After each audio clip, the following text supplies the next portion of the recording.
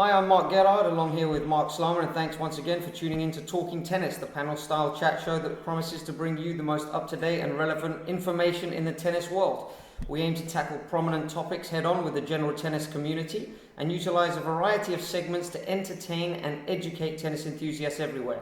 We intend to inform you on every aspect of the game, from recreation to college tennis and right the way up to the professional ranks. Each episode features a special guest that will provide insights into a particular topic of interest, and we will encourage listeners' participation as we aim to unite the tennis world and increase interaction. So thanks once again, and I'm again along here with Marc Slama. Hi everyone. And today we have our regular segment, starting off with the hot seat. And the hot seat today is a college tennis coach at the University of South Alabama. It's Jaco Kaiser, who works with the women's program. Welcome, Jaco. Welcome. Hey, thanks for having me. So Jaco, tell us a bit about your career, what you're doing over there, and also I got to congratulate you. You recently just won the Sun Belt Conference, so congratulations. I appreciate it. I've been here in Mobile, Alabama, University of South Alabama for about 20 years now. Came over here as a player, played for 4 years. Started coaching at a young age, assistant coach for a year or two, and I've been a head coach now for 15 years. In a Division I program, we've had some great years, we've had some down years. At the moment, we're trying to rebuild our program, and as you mentioned, we just won conference and made it to NCAAs when we lost this past weekend against Clemson in the first round. Jaco, just before we get into the results and how the team's going, you're from South Africa, right? You grew up playing tennis there? You grew up playing tennis in South Africa and then you came to the US for college to play tennis? Yes, grew up in South Africa. Did not know much about college tennis. When I was around 17, the coach at the time came over to South Africa recruiting, told me a little bit about college tennis, and I came over here to the United States when I was 18 years old. Okay. Perfect. And Jaco, what we're trying to do today is give people that are listening a little bit of an insight into, college tennis and what that involves, a little bit about, there's a lot of pros and cons to going to college, and we'd like to get your ideas on, I know that there's a limited number of training hours you can have in a week. I played college tennis at South Alabama, and a lot of players that might be listening are in that transition period. Do they go to college? Do they continue trying to be a professional player? Can you give us some insights into what a typical training week would be in college and some of the information that people should know about college tennis? Well, I'll give you the basics. To answer your question with regards to a basic training week, most schools are, every school is a little bit different, but on average, you get about 20 hours a week to train. That's what the NCAA allows. Now, that's a whole other can of worms, but you can train 20 hours a week in season, Does that and then out of season, you only got 8 hours. So there is some severe time limits on how much time you can spend training with your team. Does this include just time on the court, or does it include time in the gym, time working video work? Or? Everything. That includes the contact you can have with those athletes. Okay. 20 hours total. On court, off court, everything. Okay, but it's okay for the athletes to train outside of that, but without contact with the coach? Yes. Can The trainer, what the player can do as much as they want to by themselves. Is it do a lot of players do that? I don't know, but the option is there to do that. Is it possible for the coach to give a program if he's not staying in contact with the players, so the players can train more? Quickly repeat that again, sorry. Is it possible for the coach to give the program but not be in contact with the players so that they get more time working out or working on the court? Oh yeah. Okay. The player can do as much as they want to. It's just that 20-hour contact rule. That's a pretty strict rule. And that contact is with that rule, there's some severe sanctions. That can be placed on you. that contact is with the head coach or with any of the coaches on the coaching staff? Any of the coaches on the coaching staff. Okay, Yaku. I mean, I played college and I did an assistant coaching position with the women, and obviously, it's a tough situation for an athlete to be in. They've got a lot of studying. There's a lot of traveling. You've got the off season where you're really playing more individually. But one of the things that's become and received a lot of attention in the last year or so is that we've been getting word that there are changes being made in the college tennis format. And there's been a petition that's gone around Facebook, the internet. Guys like John Isner, James Blake, these guys have been very vocal. Manny Diaz is the head coach at Georgia in saying that this will negatively impact college tennis and the way it works right now. Can you give us some more information on what the proposed rule changes are and what your thoughts on them are? Okay, yeah. I'll first give you my thoughts. It's a big mess right now. You know, and then just to paint the picture for you guys is, what's happening is they're trying to shorten matches. That's the bottom line is. You know, the changes that have been proposed is to shorten matches and make it more fan-friendly with the ultimate goal to get it on television, to get college tennis on television. Now, how this all started off was a few coaches sat down with some TV executives, and the TV executives said, if you guys can shorten your matches to 2 to 3 hours, we might be able to package it so it can go on TV. From there, things just kind of steamrolled. All kinds of propositions were made to shorten matches. For example, no ad scoring. For example, completely eliminating doubles. There was another proposition to not play out to third sets, to just play 10-point tiebreakers for third sets in singles. Some of those decisions were kind of forced down the throats of a lot of coaches. A few coaches kind of ran with it, and for a while it looked like these changes were going to happen. But as you mentioned, the tennis community or most tennis college kind of took a stand against it, and it was voted down for now. But it seems like the ITA is pretty gung-ho to somehow force these changes through. So, I mean, it's a very uncertain period for college tennis at the moment. Who knows? These changes might be good, they might be bad, but there's no real clarity with regards to these issues at the moment. Well, let's get into what's your position based on these ideas. Would you be open to the idea to find a way to get college tennis on TV, and how far would you be willing to go to make that happen? I'm completely against these changes. First of all, I think college should be a developmental stage for players. You make all these changes, you shorten matches, you eliminate doubles, you severely hurt the development process of any player. With regards to getting it on TV, there is 350 Division I teams. There's only going to be about 5 to 7 teams who will be on TV. So all these changes for only a select few teams, I mean, it just doesn't make sense for me. Yaku, I mean, let me ask you this. When I'm researching for this podcast here, I did some research. I actually came across a letter that was written by the seniors at Indiana University that was presented to Mark Emmeret of the NCAA. And they actually basically came together as a team and wrote a letter to him outlining their disappointment over the possible changes. Like you mentioned, no ad scoring, shortening the doubles, a clinch format, and they have asked the NCAA to really reconsider their position on this. Who ultimately though has the hammer on this? Is it the ITA or the NCAA?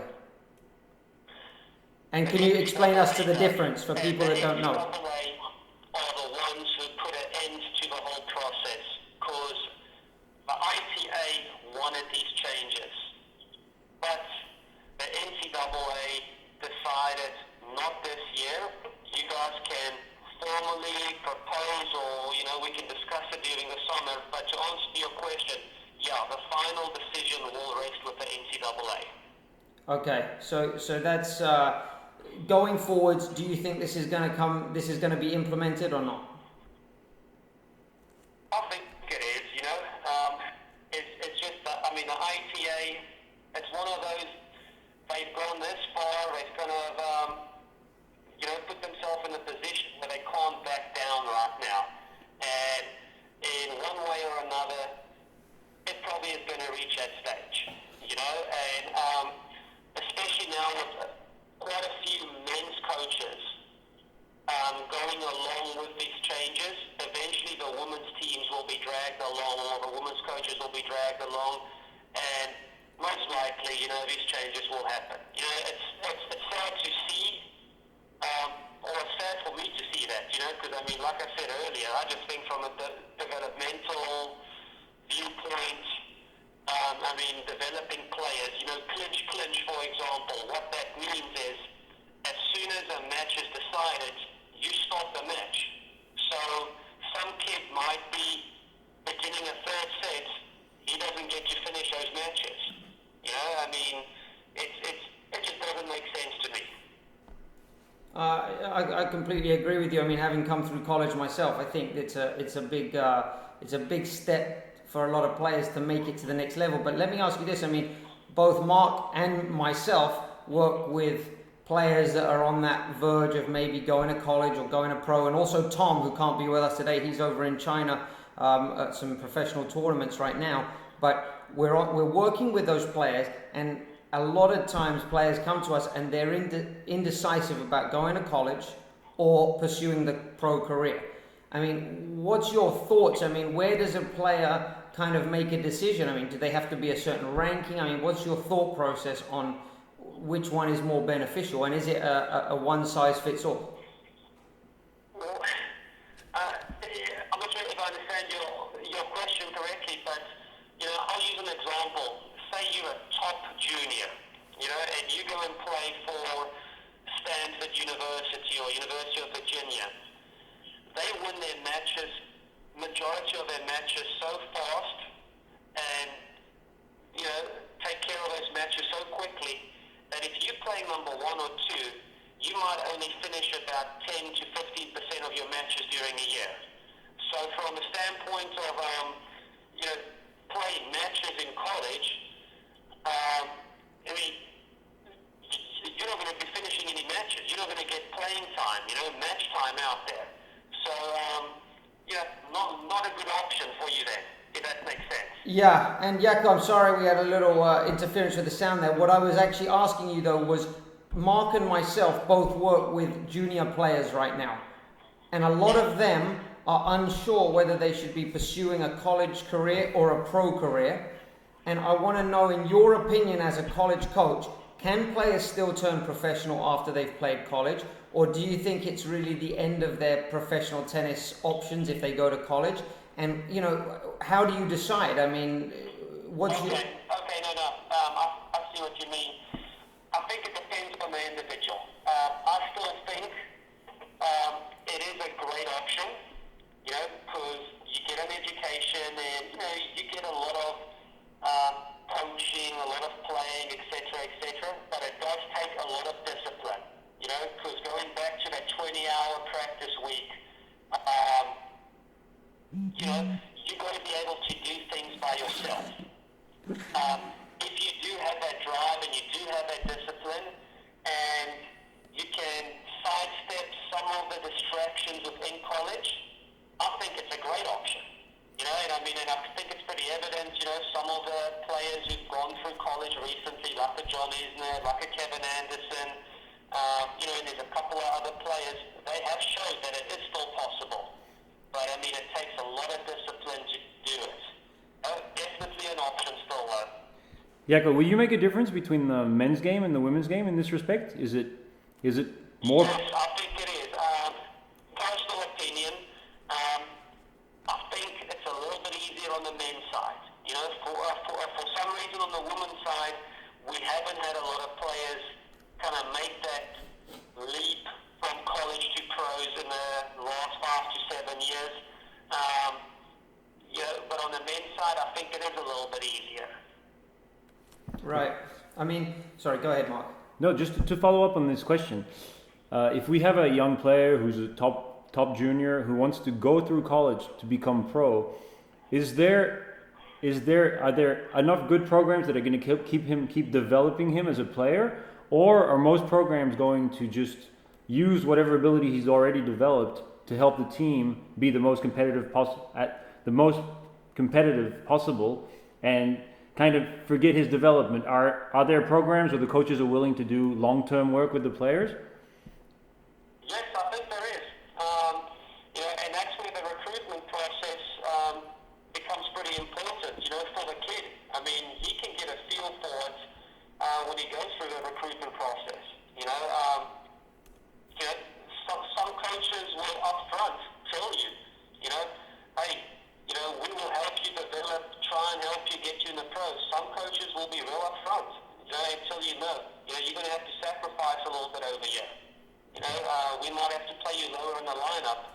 So, to answer your question, there are a lot of programs who can help develop you get into the pros. You just got to make sure you find the right fit for you.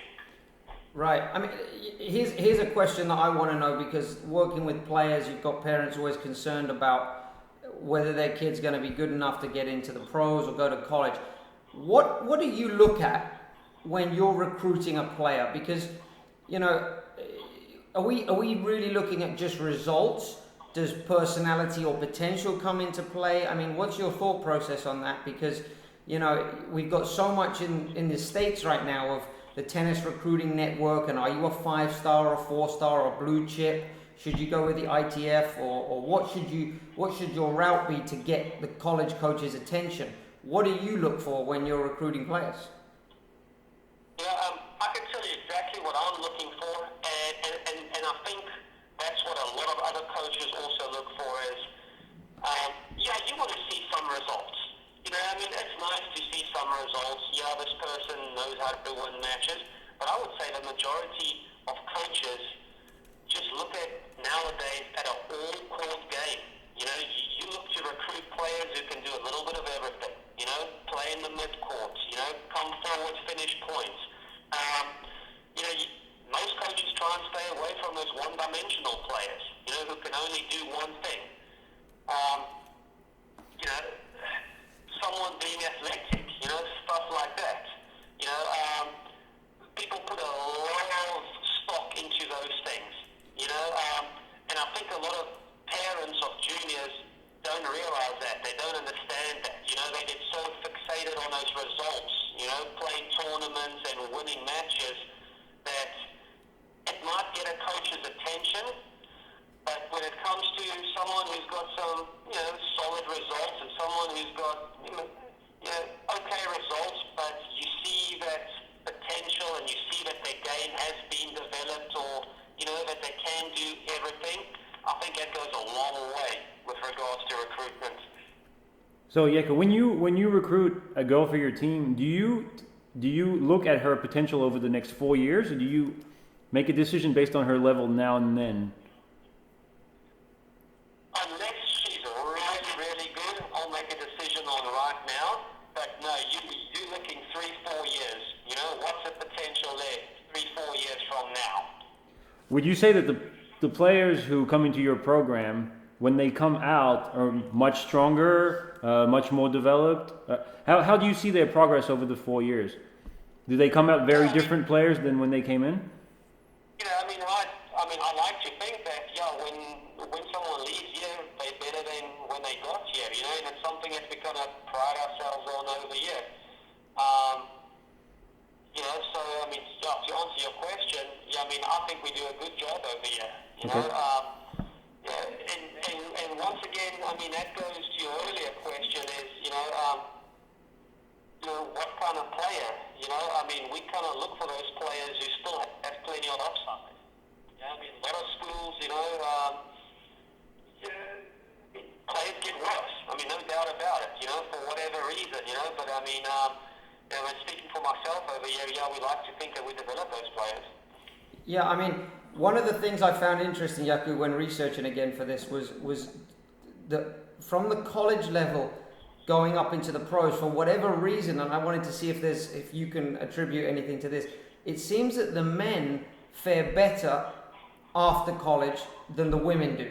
You know, you got Kevin Anderson, John Isner, Steve Johnson, Benjamin Becker, Michael Russell, Dominic Inglot, the Bryans, Eric Buterak, the list goes on and on for the guys, Robert Lindstedt, Austin Krajicek, there's a lot of Scott Lipsky, but with the women, there seems to be less. You've got obviously Nicole Gibbs, who's doing well, Irina Falcone, who's had a lot of success, in previous years, Raquel Cops-Jones and Abigail Spears, Moulton Levy and Lisa Raymond, but I mean, there's definitely a significant number less women that have made it after college. Do you have a reason for that, or is that just?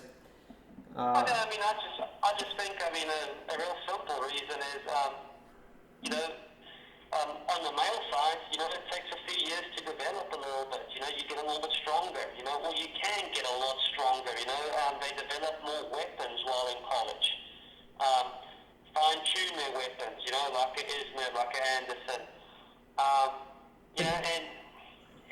I don't know if there's any scientific proof of this, but it just seems like a lot of times on the girls' side, college, there's a lot of distractions, and it seems like the girls get distracted a lot easier than the males. But do you think, Jaco, I mean, I don't want to open up a can of worms here about Title IX, but do you not think that the guys, playing Division I tennis, having only 4.5 scholarships between the team versus the girls who have 8 full scholarships, I mean, there's got to be some complacency setting in there, right? I mean, the guys are having to work, every single week, match in and match out, just to keep their scholarships so they can stay alive. I mean, the girls are, there's less girls and there's more scholarships available, so the desperation isn't there. That's my interpretation. That's a very good point, Mark. Because like you say, on the male side, on the men's side, there's only 4.5 scholarships. So from day one that you set foot on campus, you're competing to hold on to your scholarship, and you're fighting to increase it. So that urgency is there immediately. On the girls' side, you get your full scholarship regardless. So that competitive nature, or that competitive spirit, or whatever you want to call it, really gets fueled on the men's side. That's a great point you just made. Yeah, well, I try to make them every now and then. So let me ask you this, Jaco, before we close off on this particular issue, I wanted to just ask you, NCAA tournaments happening right now, who are your favorite picks on the men and women's side? On the men's side, I think Oklahoma, University of Oklahoma, they're a clear favorite. They've had a great year. They've got some great players. The two teams who I think are going to challenge them will be Baylor, who is number 2 in the nation, and then Southern Cal. They've won 5 out of 6 national championships. It seems like that coach has them ready to play end of the year. They seeded 7th, but that would probably be my pick to win it on the men's side. Okay, and just so before we go on, that team there that you mentioned is coached by Andy Roddick's brother, if I'm not mistaken. Is that right? Yeah, that's right, John Roddick. Oklahoma. Okay. He's done a great job over there. You've got to give him credit. Yeah, absolutely. He's got that program going. Okay, and what about on the women's side? Who do you feel is good there? I mean, you've got to probably give UCLA a shout. I mean, they've always done well. But who's your pick? It's on the girls' side, it's very bunched up. I think there's like 5 or 6 teams who can win it. Southern Cal is the number 1 team.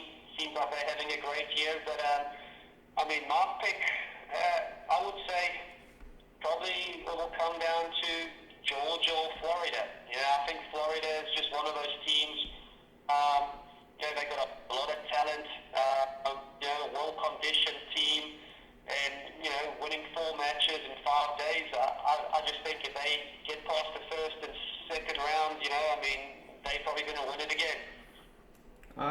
Interesting, and we'll be certainly sure to follow the results and make sure that if you're wrong, we get you back on the show to give your feedback on your poor predictions. Sounds good. So we'll be asking you, Mark. Is there any other questions you have on the college topic? Yeah, Jacko, you've been working for over 10 years as a head coach. Have you, just to wrap up, have you seen much difference in the way college tennis is evolving? Is the level getting stronger? Is it getting weaker? Is the coaching getting better? Are the players stronger? I mean, in general, what are your thoughts over the last 10 years of college tennis? You know what? I think it's a cycle. About 10 to 15 years, or about 7 to 10 years ago, I think college tennis was, really at a high level. For some reason, about 5 to 7 years ago, there was a little bit of a dip. But I think right now and in the upcoming years, college tennis is on the upswing again, with regards to the quality of players coming in. And I think a lot of coaches are aggressively selling to prospects that you can come to college and you can still play a lot of pro tournaments. Like, for example, teams will take players in the fall to go and play in 10,000s and 25,000s. They're basically sacrificing their preseason college tournaments, individual tournaments, to cater towards players who want to play pro. So with that approach, I just think better players are going to come in again. And I mean, I honestly believe that the coaching is great in college.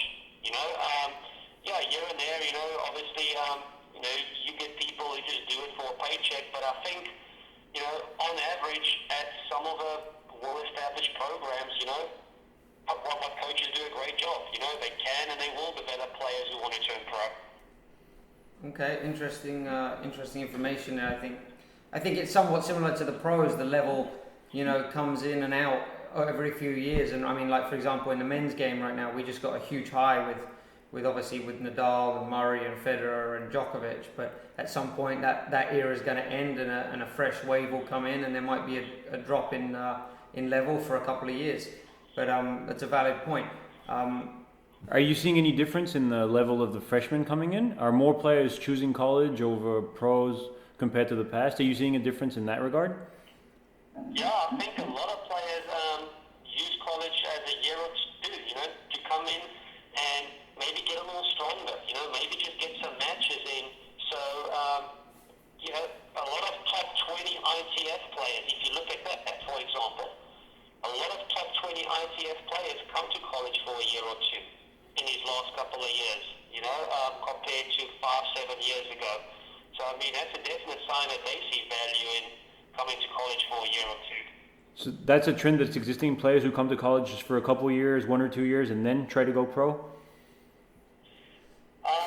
Yes, I think that's going to become more and more, especially now that they realize they can play 5 to 7 25Ks or, 5 to 7 pro tournaments during the fall, So, I mean, that's really a good option, for someone who wants to come for a year or two. I agree. I think that's going to develop more and more, like you say, and obviously they have to just make sure. I'm sure the NCAA will make sure that it doesn't become to a point, because I know you have to keep. Is it the APR is something that you need to be concerned about as an athlete or as a coach? Yeah, I mean that's true. So coaches will have to guard against that. Because I mean, bottom line is being in college. Eventually you have to graduate people. You can't just bring in players for a year or two. But we shall see. Exactly. Well, Jaco, thanks for your insights there. I want to, keep you on board here with us for a little while, because we're going to move into another segment, which is good call, bad call, and we like to get your call, and we'll go around the panel here with Mark, myself, and you. And I want to start off today with something that is, I believe, relevant to college tennis. And one of the things that the ITF has just announced is that it will be increasing the prize money at the lower level tournaments. Now, why is that related to college? Well, for me, I'll just give you a recap here of what they've actually said, so that you're aware of exactly what's going on. But the next generation of top professionals will be developed by this new system. And what they've suggested here, or what they've implemented, which is starting with immediate effect, on the ITF men's circuits, $15,000 category tournaments will be increased to $25,000 in 2016, and the lower level $10,000 will be increased to $15,000 tournaments in 2017. On the women's side, the 10,000s, the tournaments between 10 and 100,000 will see elimination of the $15,000 category in 2016, with the view that these tournaments will be bumped up from a 15,000 to a 25,000. And in 2017, prize money levels will rise to between $15,000 and $125,000. And this will be increased even more in 2018. Now, obviously, it's great that they're putting more money into the sport. I want to know from your standpoint, Jaco, is that a good call or a bad call in terms of putting more money into ITF level tournaments? I think that's a good call, actually a great call. I mean, a person's heard about this for so long. Players, struggling to make ends meet, or just struggling, for years playing in the lower tier tournaments. Great call. Absolutely great call. One counter to that I want to ask you is, do you not think that there can be negatives to that as well? I mean, you see a lot of kids out there that are playing that, if we're honest, don't have what it takes at that time. Now they're going to start seeing, the prize money bumped up. Is that going to be an incentive for them to kind of maybe give college a miss for another year and maybe lose their eligibility and stick around for just a little extra prize money in the short run? Do you think that's going to play into these guys' heads? I mean, I think with the amount of money that's going into it, I mean, it is a bump, but I mean, I really don't think personally it's going to affect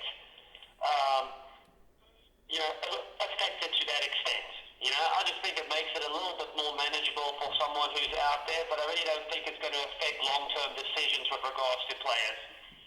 Okay, good. Excellent. Mark, what's your thoughts on that? I'm going to go ahead and say good call. I agree with Jacob. Just because everything that can help players who are passionate about the game to give this a shot, I don't think it's going to make things easier. I think there's going to be more competition. I'm not sure it's going to make it easier for those players to make the ends meet, but if we can help, if these players can be helped at this lower level, most of them are working very hard. If they can get a little more help, then I'm for it. Yeah. I mean, as much as it pains me to agree with a French and a South African, I'm going to have to go and say that's a good call as well. I think it's going to help. How would you respond to Gilles Simon's comments that guys who are on the Futures Tour, on these kind of tournaments, they're not professionals. They shouldn't be paid like professionals. They haven't proven that level yet. That's basically the comment he made when he was arguing about the prize money change. Wow. Jaco, you want to go ahead? Did you get that? Yeah, I do not agree with him one bit. That thought process, that's saying that someone who plays triple A or double A or single A in baseball is not a professional, they are pros, or they're playing in a professional league, maybe at a lower tier, but they are pros, so very bad statement by him, but he's known for that, isn't he? I agree with you 100%. I mean, he is known, but look, we need players here for our own jobs, and we need it to make it interesting. But I'd like to be a professional musician. But just because I do it in my free time, and I want a bit of money for it. I mean, the definition of professional is somebody that does their job for a living and makes money doing that. If these guys aren't good enough to break into the top 100, 150, I feel sympathy for them because I'm with them a lot, and it's a tough life, it's a grind, and there's a lot of good players. But you know what? I mean, so what? You can't travel around the world playing tennis. I don't think it's necessarily. I don't completely disagree with Gilles Simon's comments there. Got to say. The value I see in Gilles Simon's comments is just that the money in tennis comes from the top players. That's what people are paying to see. That they have some kind of redistribution towards the other players who merit just as much because they work hard. Makes sense, but yet you have to remember where the money's coming from. It's coming from people buying tickets and buying rackets and trying to do what the top players are doing. I mean, I don't know, when you go down the line at Wimbledon of the people queuing up to get in the grounds, They're not there to watch a guy that's come through qualies and is 220 in the world journeyman guy. They don't care about this. I mean, you know, in their minds, they're there to see the big guys, the Djokovic's, the Serenas. I mean, I hear what you're saying, and I think it's great that they've increased the prize money, but I mean, Gilles Simon definitely has a point for me. So, let's move on to the next one now as well, as we get a little controversy there. Jaakko, an interesting rule that you guys have in college tennis is you do not play nets if the ball hits the net on a serve. We at Talking Tennis are proposing that the professional players should adopt this idea as well and remove the net. It doesn't serve any purpose in our opinion. What's your idea on that? Is that a good call or a bad call? I think it's a good call, you know. I mean, you say it's because it doesn't serve any purpose. Well, to back up for college, the reason they really brought in that rule, because that rule only stands on the men's side. The women's side, they still play it regular. On the men's side, play continues, and the reason was because there was so much cheating going on in college. When someone served an ace, they would just call a let. You know, so that was the reason they did it for college. At the pro level, I think they should play the lets, to be honest, you know. You don't want something weird to happen on a big point. You know, someone hitting a let and it just rolls over. So, I think it's a bad call. Okay. Mark, what's your thoughts on that? I think that they shouldn't change the rule. We should keep the rule the way it is. Everything that can err towards these matches being decided on merit and not a situation, I think is something that we need to keep in tennis. Shortening the matches, playing no ad, that's all goes in the opposite of the tradition of tennis. In tennis, if we can find a way where the players battle it out and win clearly, I'm in favor of that. So I'm not in favor of changing that rule. I'm going to go 0 for 2 here again today and disagree with you because, Jaakko, I hear what you're saying about not wanting the net cord on a serve to make the outcome on a big point, but the return that tip back in play could also hit the net cord and roll over the other way, and that will determine a big point. So what's the difference? I believe that we should play them just like in soccer. A goal will still count if it comes off someone's arm as long as it was a rebound and it wasn't intentional. They can still give goals for that. It's that unexpected area that keeps everyone talking and keeps it a bit interesting. And I think we should keep that in the game of tennis because I think that's something that definitely we could improve on. So again, I'm going to move it on to the third and final one in this segment. This week, Azarenka came out and said that she believes that she's good enough to beat anyone on the women's tour on her day. Mark, let's start with you on this one. What's your thoughts on her comments there? I think it would be incredible if a player like Azarenka did not believe this. If you're a pro player and you've done what she's done, even recently, if you look at her results, just last week, losing in the third set tiebreaker against Serena, she's right there. What she hasn't shown recently is consistency, being able to do it over and over again like she might need in a Grand Slam. But for me, if a top player, if Sharapova said this, or Serena said this, nobody would be making any comment about it. It's normal. These are top players. They have big egos. Yeah. Jaakko, what's your thoughts on that one? No, I think she's lost touch with reality, I admire her confidence, I admire her self-belief, but I think her best years are behind her. Even on her good days, she can still get beaten by 10 to 15 players in the world. I absolutely agree with that, Jaakko. I think she's over, in a lot of ways she's overachieved. She's obviously a great player, but I'm sorry, unless, Serena was having a pretty poor match a couple of weeks ago in Madrid, I believe it was, and Azarenka was up 3 match points and served 3 double faults in a row and lost that match, which will be a painful loss for her. But I just think that she has, overestimated her ability there. Would you expect any other comment from a Grand Slam champion? Well, I think she's playing some mind games with these comments, and I don't agree with them. She may say them, but I don't know intrinsically if she believes them. I'm not sure on that one. So we'll leave that one there and move on. Yaku, moving to we got 2 segments here left. We want to keep you involved in this. We wanted to take a look here in this section. The general takes aim at looking at the French Open that's about a week or so away here, and get some sort of information and ideas from you on who you think the strong favourites and who are outside contenders on both the men and women's side. Give us your thoughts on that. On the men's side, I hate to say this, but I think Djokovic, hands down favorite. I just don't think anyone's going to touch him. He's on one of those rolls, where it does seems like it's difficult to beat him. So I just don't think it's even a discussion. He's going to win this tournament hands down. I'm going to go ahead and disagree. Challenging him.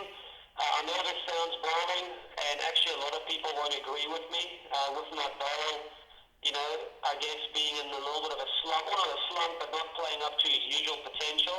But I think he's going to make a run at it and make it interesting and try and put it together over here.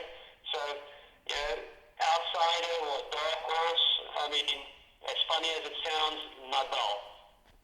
Okay, I think that's a I agree with that one. I mean, Nadal is obviously not playing his best right now, but the guy's been to the French Open I think 10 times, and he's won 9. He's lost one match. He's lost one match in the last 10 years.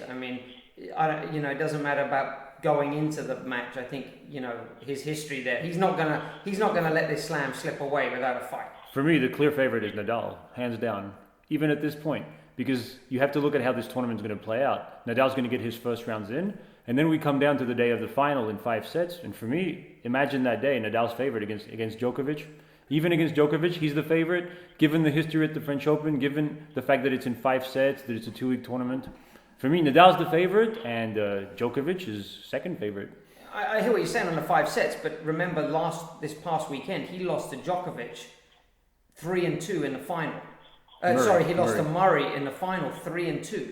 It doesn't matter how fit he is if he can't compete high enough. But I can even imagine that match at the French Open, 6-3, 6-2, and for me, it's far from over. I disagree. I think Nadal's best days are behind him on that physically. I don't think they may come back, but he's not in the shape he was a couple of years ago. And he's getting steamrolled a lot. Djokovic beat him a few weeks ago, 3-3 in the final. He lost to Murray 3-2 this past weekend. The physical part only becomes important if he can stay in the matches. He's not staying in the matches. And I think the key part over here is players believe that they stand a chance against him right now because he's lost quite a few matches going into the French Open. I think Fognini even beat him a couple of weeks ago. Exactly. Usually coming into the French Open, he's on such a roll. People don't think they stand a chance. That little mental edge is gone. And you guys know as good as me, once that's not there, it's going to be tough. This is where I agree with you guys, is that for me, he's in danger in the first 2 or 3 rounds. Once he's won 6 matches, that mental edge is back. So he's in danger if he gets a very difficult draw the first 2 rounds, but right now I still see him as making his way through. Yeah, I agree. I think he's going to be good. Is there anyone else that you would put in as an outsider? I would put some hope in Nishikori. I think his results on clay and his results in the last Grand Slams, his final at the US Open last year, his winning Barcelona, his consistency, his speed on clay, everything is coming together. He's really a contender for me. He would be really the dark horse, the guy who could come out if the favorites slip. Well, Mark? I'm actually going to go with someone who, I think Andy Murray is going to do some damage here. And I am biased being British, but he's just won back-to-back clay court titles. There is no way a British guy wins the French Open before a French guy wins Wimbledon. I agree. No way whatsoever. Absolutely. He's going to win. The French, you guys are great to the 4th round, maybe the quarters, and you're done. You just can't handle the pressure there. Murray is on fire. He's playing with more confidence now. He's got the new team around him with Maresmo, and now as we mentioned in our last episode here, he's got Bjorkman on board. He's playing great. He just destroyed Nadal in the final. and he's looking physically very strong. So I feel like he is going to be the dark horse here, and he could be winning this tournament. Well, he should be physically strong because didn't he just pull out out of a tournament this week?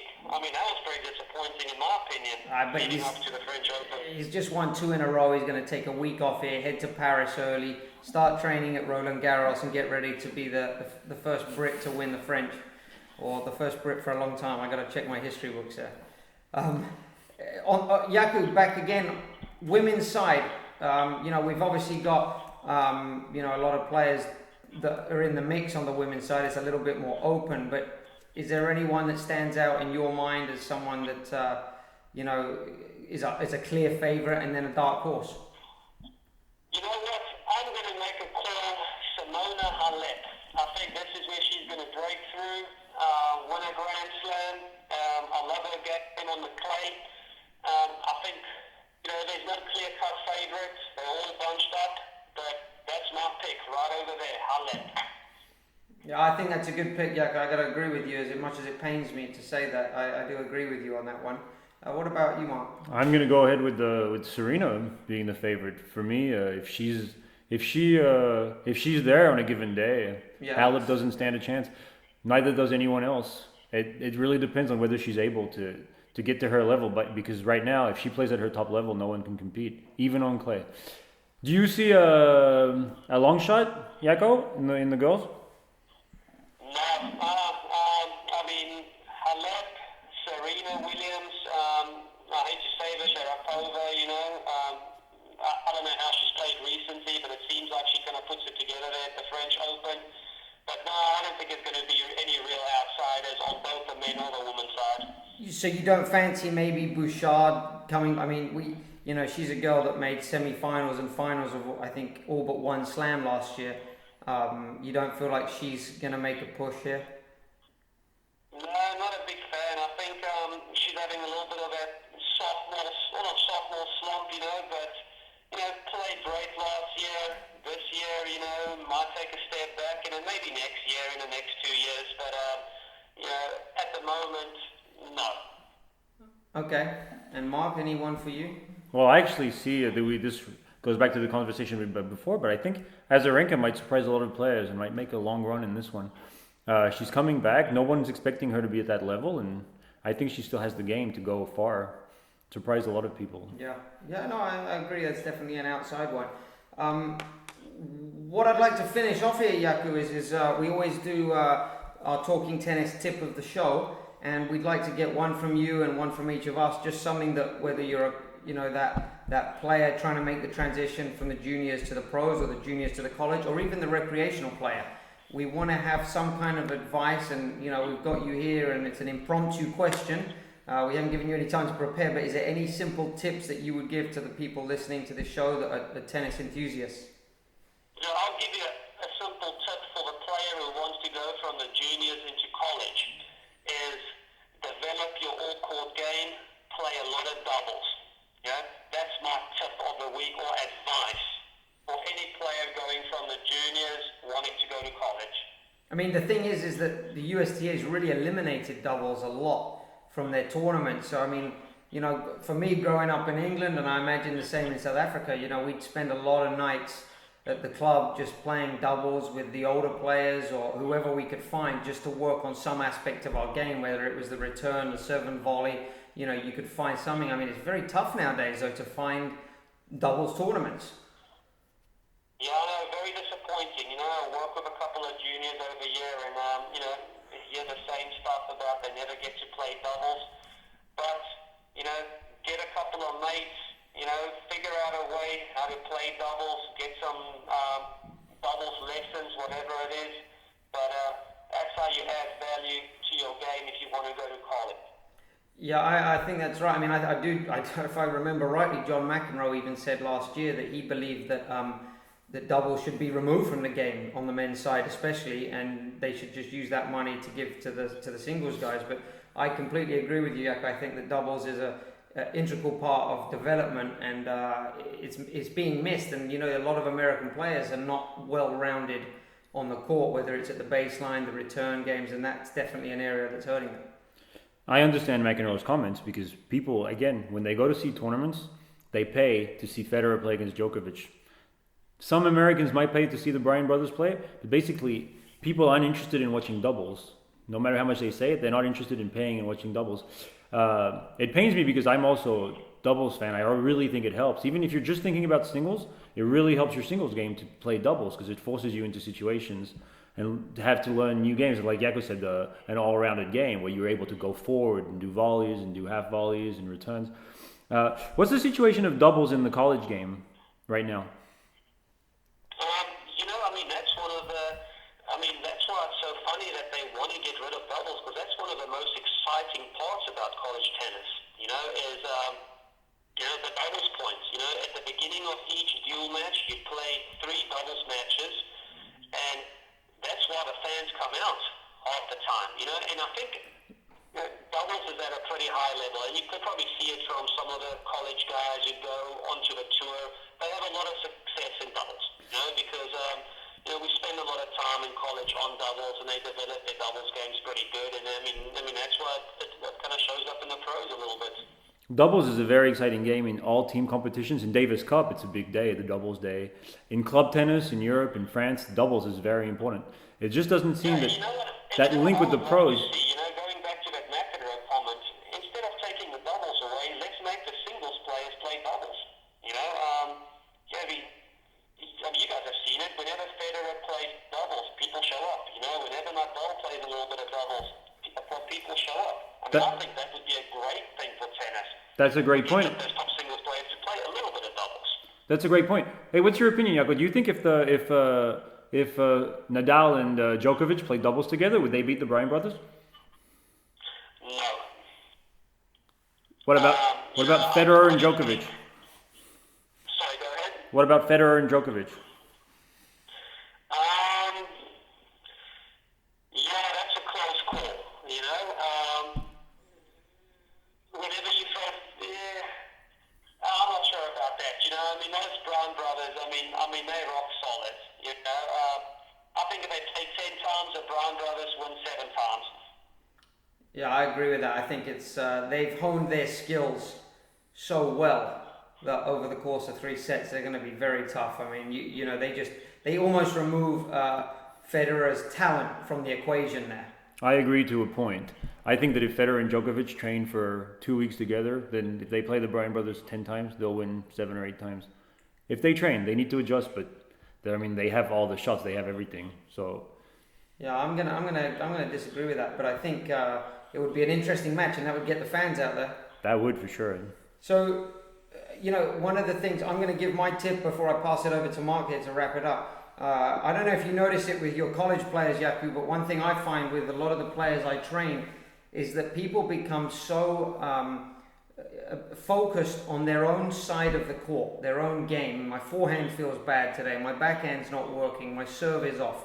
And they forget to look down the other side of the court, because that's really where you can do the damage, is paying attention to what your opponent is doing well and not doing well, and figure out on that particular day what you need to do to win. I see so many junior players, everyone's complaining that they're not feeling their forehand or their backhand that day, and I think that's the wrong mindset to have. I think these players really need to start learning and watching the pros. You see guys like Federer, Djokovic, Serena, Halep, they are smart enough to be able to look down the other side of the court and figure out that all I have to do today is X or Y, and it doesnn't matter how I'm hitting the ball myself. So that's my my comment for the players listening out there. I want to comment on that. I agree with you 100%. That's a great point, and that's where coaches have to do a better job. It just seems like a lot of coaches get so fixated on wanting to fix something, and you got to fix certain things, but we get so focused on the actual player on your side of the net, that a lot of coaches are not doing a good job of, what you just pointed out.